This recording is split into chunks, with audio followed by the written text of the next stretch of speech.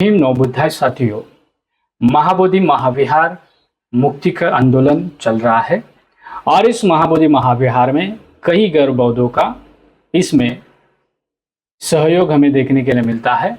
जिस महाबोधि विहार को बौद्धों का एक प्रतिष्ठित और महत्वपूर्ण धरोहर माना जाता है, जिसका निर्माण कार्य चक्रवर्ती सम्राट अशोक ने किया था। चक्रवर्ती सम्राट अशोक के अभिलेखों में उन्होंने ये लिखा हुआ है कि उन्होंने जहाँ पर भगवान बुद्ध ने ज्ञान प्राप्ति की थी उस जगह को उन्होंने संबोधि कहा हुआ है। तो बिहार का प्राचीन नाम भी हमें यह पता चलता है कि संबोधि हुआ करता था। तो इस संबोधि में चक्रवर्ती सम्राट अशोक ने धम्म यात्रा की शुरुआत की थी, उसका जिक्र उनके अभिलेख में आता है। आज का वर्तमान जिसे बोधगया कहा जाता है, तो इस बोधगया में महाबोधि महाविहार है और ये विहार की शुरुआत चक्रवर्ती सम्राट अशोक के समय से हुई है। तो चक्रवर्ती सम्राट अशोक ने इस विहार के लिए अपना योगदान दिया हुआ हमें ज्ञात होता है। इसके बाद कई सारे राजाओं ने इस महाविहार को योगदान दिया हुआ हमें पता चलता है। गुप्त समय से लेकर सातवाहन हो और बहुत सारे राजाओं का या सम्राटों का योगदान हमें इस महाबोधि विहार के निर्माण कार्य में देखने के लिए मिलता है। महाबोधि महाविहार में बहुत सारे यात्रियों का प्रवास वर्णन में भी इसकी जानकारी मिलती है। प्रसिद्ध चीनी यात्री, जो 3 प्रसिद्ध चीनी यात्रियों का वर्णन हम पढ़ते हैं, उसमें से हुनसांग हो, फाइयान हो, इनके प्रवास वर्णन में भी महाबोधि महाविहार का जिक्र आता है। तो महाबोधि महाविहार की परिस्थितियों के बारे में हम जानकारी लेते ही है, लेकिन आज हम जानकारी लेने वाले हैं इस महत्वपूर्ण बात की, जिस लिए महाबोधि महाविहार को मुक्त करने के लिए आंदोलन चल रहा है। और यह आंदोलन बहुत साल पहले से ही चल चुका है। आपको ज्ञात होगा कि जो जापान के भंते सुरेई ससाई जी है, इन्होंने भी इस महाबोधि महाविहार आंदोलन की शुरुआत की थी। लेकिन इसकी शुरुआत जो होती है वो श्रीलंका के एक महत्वपूर्ण व्यक्ति है, जिसे हम अनागरिक धम्मपाल के नाम से जाने जाते हैं। तो ये महाबोधि महाविहार महाबोधि सोसाइटी के उस समय के सेक्रेटरी हुआ करते थे। तो उन्होंने महाबोधि महाविहार के मुक्ति की जंग छेड़ी थी और आज तक वो जंग जारी है। तो शुरुआत करते हैं इस महाबोधि महाविहार के वर्तमान स्थिति की। आज महाबोधि महाविहार में दुनिया भर के कई सारे यात्रियां, पर्यटक और बौद्ध अनुयायी आते हैं। महाराष्ट्र से भी कुल मिलाकर लगभग हर साल कई सारे बौद्ध अनुयायी उस जगह को भेंट देते हैं और उस जगह पे इसलिए जाते हैं कि वहाँ पर भगवान बुद्ध को ज्ञान प्राप्ति हुई थी और उस ज्ञान की प्राप्ति का स्थल जिसे माना जाता है, उस जगह पर आज महाबोधि महाविहार है। तो बहुत श्रद्धा के साथ लोग वहाँ पर जाते हैं और आज वर्तमान में वहाँ पर गैर बौद्धों का अतिक्रमण हमें देखने के लिए मिलता है। तो वहाँ पर एक शैव मठ की स्थापना महंतगिरी नाम से एक व्यक्ति ने की थी और उस मठ के तहत उस मठ में भी बहुत सारे बौद्ध मूर्तियां भी स्थापित की हुई देखने के लिए मिलती है। इसकी शुरुआत हम ध्यान से देखेंगे तो ये पता चलेगा कि जब शशांक नाम का एक बंगाल प्रांत का राजा हुआ था, उसने महाबोधि महाविहार को नष्ट करने में योगदान दिया है। ये समय है राजा सम्राट हर्षवर्धन के समय का। सम्राट हर्षवर्धन के भाई जो थे राज्यवर्धन, उनके समय में राजा शशांका और राज्यवर्धन का युद्ध हमें देखने के लिए मिलता है। लेकिन सम्राट हर्षवर्धन इन्होंने शशांक को पराभूत करके इस दल को फिर से पुनर्जीवित किया है। जिसे हम बोधि वृक्ष आज देखते हैं, ये बोधि वृक्ष पूरी तरह से नष्ट किया गया था। फिर से उसे श्रीलंका से लाकर फिर से उसे आज पूरी तरीके से हम देखते हैं। तो ये जो कहानियां है, ये जो घटना घटी हुई है, इसके बारे में हम जानते ही हैं। लेकिन इस पर गैर बौद्धों का अतिक्रमण कैसे हुआ? तो जब इतिहास में हम जाते हैं तो हमें ये पता चलता है कि इस्लामिक राजाओं ने इन महंतगिरी को इस जो जगह है महाबोधि विहार की, ये जगह दान दी हुई है। ऐसा महंतगिरी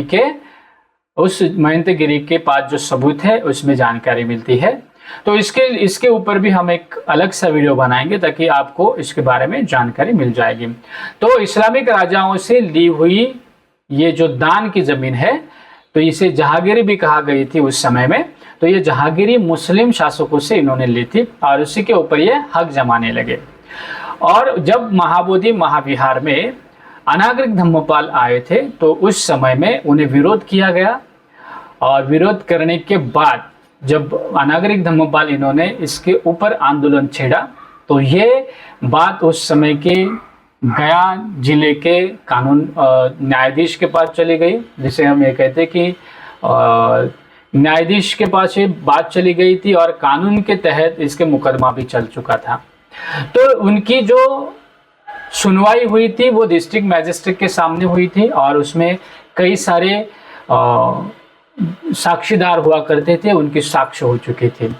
और उसके बाद धीरे धीरे हम ब्रिटिश गवर्नमेंट ने इसके ऊपर लगाई गई रोक हो, महंतगिरी को सुनाई हुई शिक्षा हो, वो सारे कानून की धाराएं हैं, उसके बारे में भी हम जिक्र करेंगे और उसके बारे में भी जानकारी हम अलग से वीडियो में लेंगे। लेकिन आज के इस वीडियो में हम बात करने वाले हैं महाबोधि महाविहार के कानून की। जो कानून बना था और इस कानून की शुरुआत हुई थी 1 जनवरी 1949 में। तो इसके बारे में बात करेंगे। और ये जो कानून बना है, इस कानून का जिक्र हमें कहाँ पर मिलता है, तो ये कानून का जिक्र हमें बिहार राज्य के गैजेट में मिलता है। तो ये 6 जुलाई के गैजेट है और 6 जुलाई 1949 का ये गैजेट है। इसमें आपको बिहार एक्ट 17 ऑफ 1949 ये पाएगा, मिल जाएगा। और इसे ये कहा गया है द बोध गया टेम्पल एक्ट 1949। तो चलिए इस कानून के बारे में जानकारी लेते हैं। तो इस कानून में पहले तो बात यह है कि इस अधिनियम को उन्होंने ये कहा गया कि इसे बोध गया मंदिर अधिनियम कहा जाएगा और ये एक ही बार में लागू होगा। इसे ये भी कहा है कि एक ही बार में वो लागू हो जाएगा। और इस अधिनियम को बनाने के लिए भारत सरकार के तत्कालीन जो लोग थे उन्होंने इस कानून को पारित किया हुआ है और ये बिहार राज्य का विधानसभा में हुआ था। और इसके बारे में हम जानकारी लेंगे। इस विहार की जो परिभाषा उन्होंने की हुई है, तो महाबोध गया के पास महाबोधि वृक्ष है और इसीलिए एक निर्मित मंदिर महान मंदिर है। इसमें बोधि वृक्ष और वज्रासन भी शामिल है। इसमें यह कहा गया है कि मंदिर की भूमि का अर्थ है भूमि है जिससे मंदिर और पुरोहित खड़े हुए थे, ऐसे क्षेत्र को कवर करेंगे, इस राज्य के सीमा के भीतर स्थित होगा।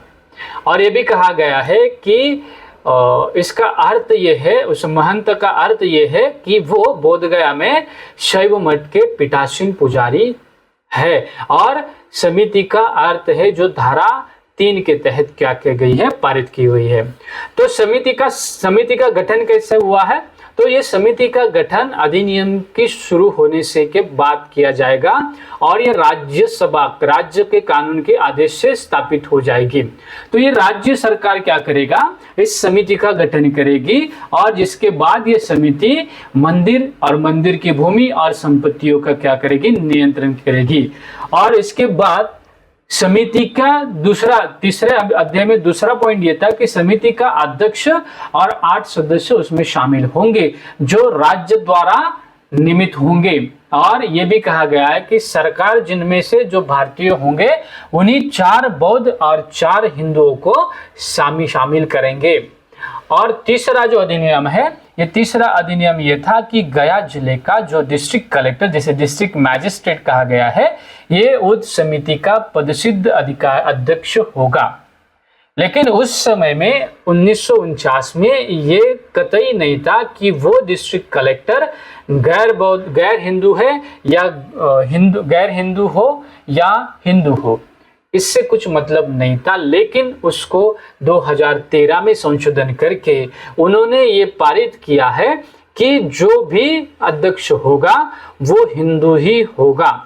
अगर कोई जिला कलेक्टर गैर हिंदू आया तो समिति में से एक हिंदू व्यक्ति को उसका अध्यक्ष चुना जाएगा, ऐसा प्रस्ताव इन्होंने पारित किया था। तो ये 2013 में संशोधन में इन्होंने जिक्र किया है।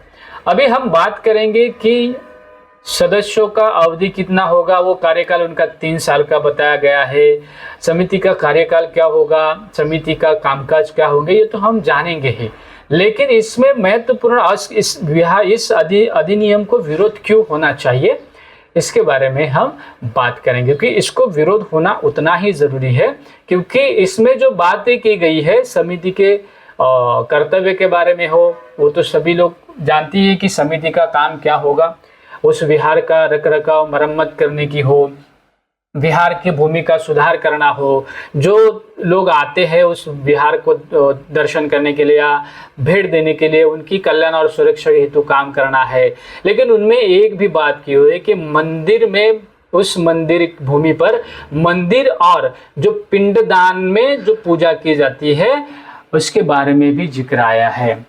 तो हम अगर उसकी बात करेंगे तो उसमें बहुत ही इम्पोर्टेंट जो शब्द उन्होंने यूज किया है कि right of access to worship, ये जो पार्ट है उनमें 11वें पॉइंट में वो जो लिखा हुई बात है उसमें स्पष्ट रूप से ये कहा गया है कि उसमें शब्द का उल्लेख करते हुए ये कहते हैं, notwithstanding anything content in the act और in the rule form to under Hindus and Buddhist of every sect shall have access to the temple and the temple land for purpose of worship और पिंडदान।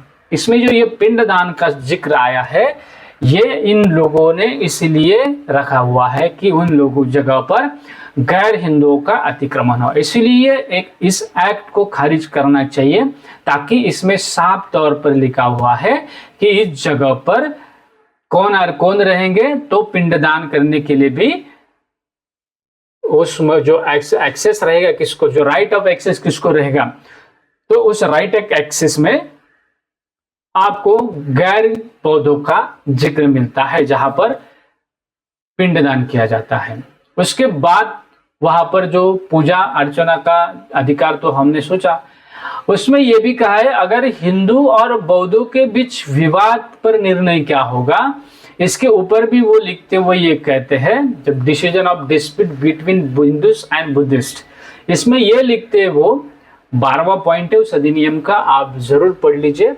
Not with standing anything content and, वहां पर ये लिखते हैं कि not with standing anything content in enactment for the time beginning in force, if there be any dispute between Hindus and Buddhists regarding the manner of using the temple or the temple land, the decision of the state government shall be final।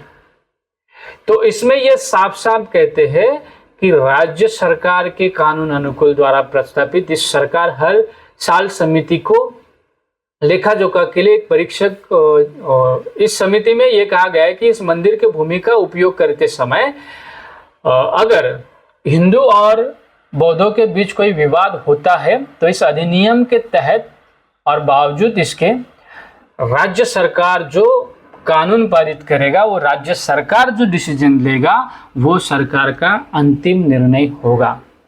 तो आप सभी को भी यह ज्ञात होना चाहिए कि यह जो आंदोलन चल रहा है, इस आंदोलन पर राज्य सरकार का निर्णय ही अंतिम रहेगा। तो ये कानून को अगर हमें खारिज करना है तो हमें क्या करना पड़ेगा, हमें राज्य सरकार पर दबाव डालने की आवश्यकता है। तो हमें वर्तमान स्थिति में इस महाबोधि विहार को मुक्ति के लिए जब आंदोलन कर रहे हैं तो इस आंदोलन की दिशा राज्य सरकार की तरफ होनी चाहिए। किसी भी संप्रदाय के खिलाफ न जाते हुए राज्य सरकार ने इस अधिनियम को बनाया है, तो इस अधिनियम को खारिज करने का अधिकार भी राज्य सरकार के पास ही है। और दोनों में अगर विवाद होता है तो उस एक्ट में यह साफ साफ लिखा है कि राज्य सरकार ही डिसीजन लेगी और उनका ही डिसीजन क्या होगा, अंतिम माना जाएगा। तो सभी जो आंदोलन करने की चाह रखते हैं, सभी बौद्धों से ये अपील होगी कि हमें ये दबाव कौन से राज्य पर बनाना चाहिए, तो हमें ये दबाव बिहार राज्य के ऊपर बनाना आवश्यकता है। तो बिहार राज्य का जो मुख्यमंत्री है वर्तमान में नीतीश कुमार है, और बिहार राज्य में जितने सारे लोक निर्वाचित या लोक नियुक्त प्रतिनिधि हैं, इन सभी के ऊपर क्या करना चाहिए, हमें दबाव बनाने की आवश्यकता है। तो हमें महाबोधि विहार को अगर मुक्त करने के लिए आंदोलन चलाना है तो सिर्फ ये रास्ते के ऊपर लड़ने वाली लड़ाई नहीं है, इसे हम ध्यान में रखना चाहिए। और इस आंदोलन की दिशा हमें बिहार राज्य की ओर करनी चाहिए और बिहार के राज्य सरकार के लाइन में और दिशा में जाने चाहिए। तो साथियों, इस आंदोलन में योगदान देने की बहुत आवश्यकता है। महाराष्ट्र से बहुत जगह से इस आंदोलन को सपोर्ट मिल रहा है। दोस्तों, आप भी इस आंदोलन में खड़े होने की आवश्यकता है, लेकिन इस आंदोलन की जो दिशा है वो दिशा सही होनी चाहिए। हमने तो राज्य सरकार ने पारित किया हुआ कानून भी हमने देख लिया है। इस कानून के तहत जो जानकारी हमें मिलती है उससे ये पता चलता है कि वहाँ पर गैर बौद्धों को कानूनन अधिकार दिया हुआ है। तो इस कानूनन अधिकार को खारिज करने के लिए हमें कानूनन लड़ाई लड़ने की आवश्यकता है, और इसीलिए राज्य सरकार और हमें सुप्रीम कोर्ट तक इस बात को लेकर जाना चाहिए। तो ये दो लड़ाइयाँ महत्वपूर्ण होगी। अगर हम रास्ते की लड़ाई लड़ रहे हैं तो हमें राज्य सरकार के खिलाफ और इस अधिनियम के खिलाफ सुप्रीम कोर्ट तक जाने की आवश्यकता है। तो जो भी हमारे बौद्ध अनुयायी है, उनमें से जो भी विधि तज्ञ है और जो भी न्याय प्रविष्ट जो बात सुनने की और उसके रिसर्च करने की योग्यता रखते हैं, उन सभी ने इसके ऊपर बात करनी चाहिए और इस विवादास्पद मुद्दे को और इस विवाद को हमें पूरी तरीके से सुप्रीम कोर्ट तक लेकर जाना चाहिए। तो साथियों, हम जिक्र करेंगे और आशा करेंगे कि आप सभी इस आंदोलन के लिए अपना योगदान जरूर देंगे। और इस आंदोलन की दिशा की तरफ जाते हुए हम ये भी बताने की आवश्यकता है कि भारत के सभी बौद्धों को इस आंदोलन में शामिल होना चाहिए और जो महाबोधि बोध गया टेम्पल एक्ट है उसको खारिज करने के लिए अपना योगदान देना चाहिए। तो साथियों, मिलते हैं अगले वीडियो में। ये वीडियो ज़्यादा से ज़्यादा लोगों तक शेयर करें ताकि लोगों को पता चले कि किस तरीके से इन्होंने कानून बनाकर बौद्धों के मूलभूत अधिकारों का हनन किया हुआ है। तो इस मूलभूत अधिकार को बचाने के लिए आप अपना धार्मिक अधिकार को बचाने के लिए इस सरकार के खिलाफ आवाज़ उठा सकते हैं। तो मिलते हैं दोस्तों अगले वीडियो में। तब तक के लिए आप सभी को जय भीम, नमो बुद्धाय।